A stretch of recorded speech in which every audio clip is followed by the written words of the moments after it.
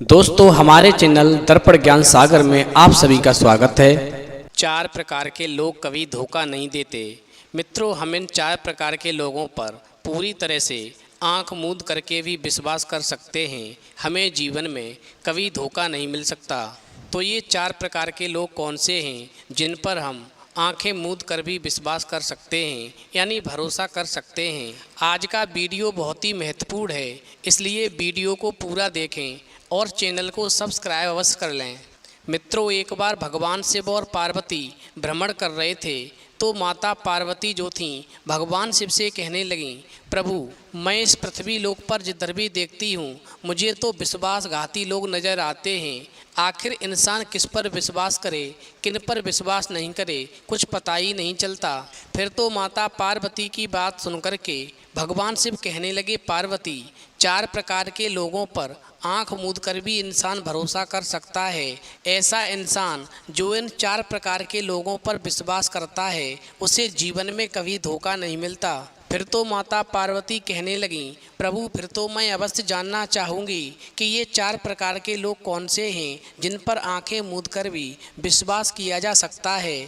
तो भगवान शिव कहने लगे, ठीक है पार्वती, मैं तुम्हें एक छोटी सी कहानी सुनाता हूँ। पहले तुम इस कहानी को ठीक से सुनो, फिर तुम्हें अपने आप पता चल जाएगा कि वो 4 प्रकार के लोग कौन से हैं जिन पर आंखें मूंद कर भी विश्वास किया जा सकता है। अब भगवान शिव कहते हैं, एक समय वाराणसी नगरी में धनेश्वर नाम का एक वैश्य रहता था। वह पूजा पाठ और ब्राह्मणों की सेवा करने में बहुत ही रुचि रखता था। उसका एक बेटा भी था। नगर के एक चौराहे पर उस सेठ की एक छोटी सी दुकान थी जिससे वह अपना जीवन यापन करता था, जिससे वो अपनी जीविका चलाता था। एक दिन दुकान में कहीं से एक सर्पिणी आ जाती है और छुप कर के उसी सेठ की दुकान में वो अंडा देती है और उस अंडे को छोड़ कर के फिर कहीं चली जाती है। भगवान शिव कहते हैं, पार्वती, वो सेठ जो था बहुत ही दयालु था। उसने जब उस सर्पिणी के अंडे को देखा तो उसे अपनी दुकान से हटाने की बजाय उसे बचाने के लिए, यानी अंडे को सुरक्षित करने के लिए उसने एक ऐसा उपाय सोचा और फिर उपाय सोचने के बाद में उस सर्पिणी के अंडे को उठा कर के एक सुरक्षित स्थान पर रख दिया, जिससे उस सर्पिणी के अंडे की रक्षा हो सके। अब कुछ ही दिन बीते थे कि अंडे को फोड़ कर के काले नाग का एक चमकीला सा बच्चा बाहर निकला। उस सर्प की माँ तो थी नहीं। फिर सेठ ने उस सर्प के बच्चे को पालने की पूरी जिम्मेदारी ले ली और वह हर दिन सांप को दूध पिलाता रहा। अब समय धीमे धीमे व्यतीत होने लगा और समय के साथ ही फिर जो सर्प का बच्चा था वो भी बड़ा हो गया और फिर वो उस सेठ से बहुत ही ज़्यादा हिल मिल गया। कभी उस सेठ के पैरों में लौटता था तो कभी पूरे घर में बिना डर के घूमता रहता था और वो सेठ जो था हमेशा उस सर्प की रक्षा करता था। अब भगवान शिव कहते हैं, पार्वती, एक दिन की बात है, वो सेठ हर दिन की तरह गंगा स्नान करने के लिए गया था और उस दिन दुकान पर सेठ का बेटा बैठा था जो ग्राहकों को सामान बेच रहा था। अब उसी समय पर वो सांप उस लड़के के पैरों के बीच से निकला। सर्प विकसित होकर के बड़ा भयंकर स्वरूप का बन चुका था।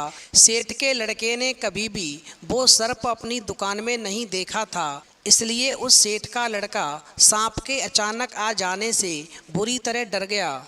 उसने बिना कुछ सोचे विचारे पास रखा डंडा सर्प को दे मारा। डंडे की पूरी चोट सर्प को तो नहीं लगी, मगर थोड़ी सी चोट खा कर के वो सर्प उछल कर के उस सेठ के सिर पर जा कर के बैठ गया और सर्प क्रोधित होकर के बोला, अरे मूर्ख, तुम्हारे पिता ने ही मेरा पालन पोषण किया है। मैं तुम्हारे पिता की शरण में हूँ, इसलिए मैं तुम्हारा भी भला ही चाहता था, परंतु तुमने मुझे अकारण मारा है। अब मैं तुम्हें जीवित नहीं छोड़ूंगा। अब भगवान शिव कहते हैं, पार्वती, वो सर्प जो था उस सेठ के लड़के से इतनी बातें कर ही रहा था, तब तक वहाँ पर आसपास के लोग एकत्रित हो गए और ये देख और सुन कर के सभी दुखी होकर रोने लगे। उसी समय पर गंगा स्नान करके वो सेठ भी घर लौट आया और फिर जब उसने सर्प को अपने बेटे के सर पर बैठा हुआ देखा तो उस सेठ ने सर्प से कहा, तुम मेरे बेटे के सर पर फन फैलाए क्यों बैठे हो।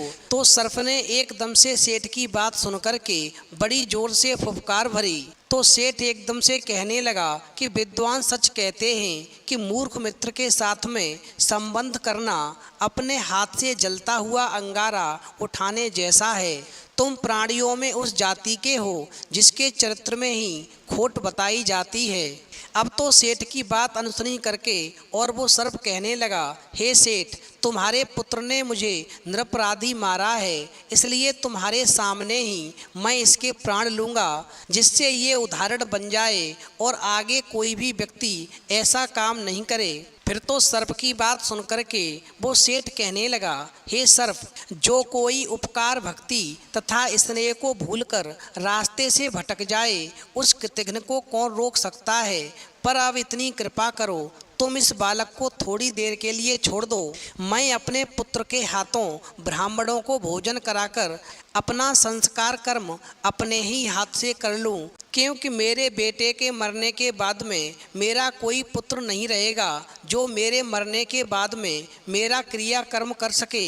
इसलिए मैं ये सब अपने मरने से पहले ही करना चाहता हूँ। चूँकि सेठ ने उस सर्प को पाला था, इसलिए उस सर्प ने सेठ से कहा, ठीक है, मैं तुम्हारी बात को स्वीकार करता हूँ। अब भगवान शिव कहते हैं, पार्वती, इस प्रकार वो सर्प जो था उस सेठ के लड़के के सिर पर बैठा रहा और सेठ से कहने लगा, तुम अपना क्रिया कर्म करो, तुम्हारा जब तक क्रिया कर्म पूरा नहीं होगा तब तक मैं तुम्हारे पुत्र को डसूंगा नहीं, लेकिन इसके सिर पर ही बैठा रहूँगा, और जैसे ही तुम्हारा संस्कार पूरा होगा वैसे ही मैं तुम्हारे पुत्र को डस लूँगा। फिर तो सर्प की बात सुनकर के सेठ ने उसी दिन 1000 दिग्गज विद्वान ब्राह्मण तथा सिद्ध सन्यासियों को निमंत्रण दिया, और जब सभी विद्वान ब्राह्मण एवं सभी सिद्ध सन्यासी वहाँ पर एकत्रित हो गए, उसके बाद में सेठ ने सभी को मधुर स्वादिष्ट भोजन कराया। और इस प्रकार भोजन और ब्राह्मणों के अन्य सेवा कर्म में उस सेठ के पुत्र ने बड़ी तत्परता दिखाई।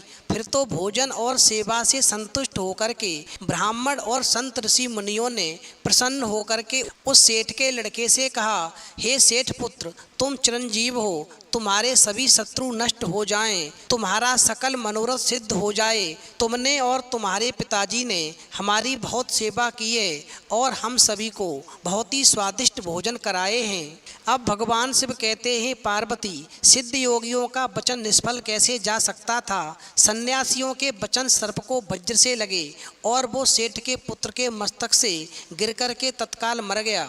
अब ब्राह्मण और सन्यासियों की वाणी के द्वारा जो वचन निकले उसकी वजह से उस सर्प की मृत्यु हो गई, मगर सर्प को मरा देख कर के वो सेठ बड़ा ही दुखी हुआ और सोचने लगा कि मैंने इस सांप को अपने बेटे की तरह पाला था, आज मैं ही इसकी मौत का कारण बना, ये तो बहुत ही बुरा हुआ। यदि सर्प दोषी था तो मेरा बेटा भी दोषी था। मैंने भी अंततः उपकार का मार्ग त्याग करके स्वार्थ की राह पकड़ी है। वह तो सर्प था, परंतु मैंने मनुष्य होकर के ये गलत किया। और इस प्रकार सेठ ने पछताते हुए उस दिन भोजन नहीं किया और न ही रात में चैन से सो सका। फिर तो भोर होते ही वो सेठ जो था गंगा स्नान करके देवता पितरों का पूजन तर्पण किया और घर आकर के एक बार फिर से 1000 श्रेष्ठ ब्राह्मणों और सन्यासियों को न्योता दिया। इस बार तो सेठ ने पहले से भी उत्तम व्यंजनों का भोजन करा करके ब्राह्मण और सिद्ध सन्यासियों को संतुष्ट किया। और फिर जब सभी ब्राह्मणों और सिद्ध सन्यासियों ने पेट भर के भोजन किया तो भोजन करने के बाद में वो सभी बहुत ही प्रसन्न हुए और उन्होंने सेठ से कहा, हम तुम्हारी सेवा से बहुत ही प्रसन्न हैं, तुम हमसे कुछ भी वरदान मांग सकते हो। फिर इस प्रकार ब्राह्मणों और सिद्ध सन्यासियों की बात को सुनकर के उस सेठ ने कहा, हे विप्रवर, आपको यदि मुझे वर देना है तो मुझे केवल ये वरदान दे दो कि ये मरा हुआ सर्प फिर से जीवित हो जाए, क्योंकि मैंने इसे अपने बच्चे की तरह पाला है। अब भगवान शिव कहते हैं, पार्वती, फिर इस प्रकार ब्राह्मण और सिद्ध सन्यासियों ने सेठ से कहा, तुम हमें वहाँ पर ले चलो जहाँ पर वो सर्प मरा पड़ा हुआ है। फिर तो सेठ जो था सभी ब्राह्मणों और सिद्ध सन्यासियों को लेकर के उसी स्थान पर आ गया जहाँ पर सर्प मरा पड़ा था। फिर जैसे ही ब्राह्मणों और सिद्ध सन्यासियों ने मंत्र पढ़ करके जल सर्प के ऊपर छिड़का तो जल के शीतल छींटे पड़ते ही वो सर्प एकदम से जीवित हो गया। फिर तो ये नज़ारा देख करके वो सेठ बहुत ही प्रसन्न हुआ और जो सर्प जो था वो एकदम से अपने मालिक यानी सेठ के चरणों में नतमस्तक हो गया। फिर तो वहाँ पर खड़े ब्राह्मणों और सिद्ध सन्यासियों को देख करके सर्प कहने लगा, विप्रवर, हम ये जानना चाहते हैं कि इस संसार में किस पर भरोसा किया जाए और किस पर भरोसा नहीं किया जाए। इस संसार में कौन लोग विश्वास के काबिल होते हैं और कौन लोग विश्वास के काबिल नहीं होते हैं। फिर तो सर्प की बात सुन करके वो सन्यासी कहने लगे, आज हम तुम्हें 4 प्रकार के लोगों के बारे में बताते हैं कि इन 4 प्रकार के लोगों पर आंखें मूंद कर भी विश्वास किया जा सकता है, जिनसे कभी धोखा नहीं मिलता। नंबर 1, स्पष्ट बात करने वाले लोग। जो लोग स्पष्ट बातें करते हैं वो कभी किसी को धोखा नहीं दे सकते। ऐसे व्यक्ति दिल के साफ होते हैं, मन में कुछ नहीं रखते हैं। ऐसे लोगों से मित्रता कर लेनी चाहिए, क्योंकि ये आपका कभी भी अहित नहीं चाहते हैं और जीवन में कभी भी इनसे आपको धोखा नहीं मिलता। नंबर 2, जिसे किसी भी तरह का लालच ना हो। जिन लोगों को किसी चीज़ का लालच नहीं होता, ऐसे लोग कभी किसी को धोखा नहीं देते हैं। ऐसे व्यक्ति पर आंख बंद करके भरोसा किया जा सकता है। ऐसे लोगों से कभी धोखा नहीं मिलता जिनके अंदर किसी भी तरह का लालच ना हो। नंबर 3, बिना फल की चाहत के मदद करने वाले लोग। ऐसे लोग कभी भी धोखा नहीं देते जो निस्वार्थ भाव से लोगों की सेवा करते हैं। ऐसे लोग कभी भी किसी का बुरा नहीं करते हैं और इस प्रकार के लोगों पर भी आंखें मूंद करके विश्वास कर लेना चाहिए। इस प्रकार के लोगों से जीवन में कभी धोखा नहीं मिलता।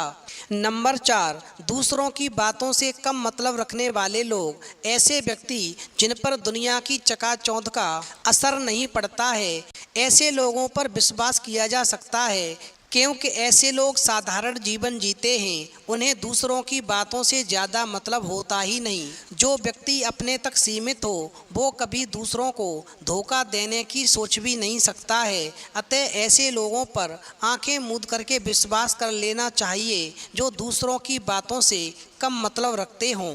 अब भगवान शिव कहते हैं, पार्वती, इस प्रकार सर्प को 4 बातें बता करके और वो ब्राह्मण और सिद्ध सन्यासी जो थे वहाँ से चले जाते हैं। फिर तो माता पार्वती कहती हैं, प्रभु, आपने बहुत ही अच्छी कहानी सुनाई। आज की कहानी सुनकर के मेरा मन तृप्त हो गया। वास्तव में आज का इंसान यदि इन 4 प्रकार के लोगों पर विश्वास कर लेता है तो उसे जीवन में कभी धोखा नहीं मिलता। वो व्यक्ति जीवन में कभी धोखा नहीं खाता है। तो मित्रों, आज की कहानी से यदि आपको कुछ नया ज्ञान प्राप्त हुआ हो तो आप कमेंट बॉक्स में लिख करके अवश्य बताएं और हमारे चैनल को सब्सक्राइब अवश्य करें।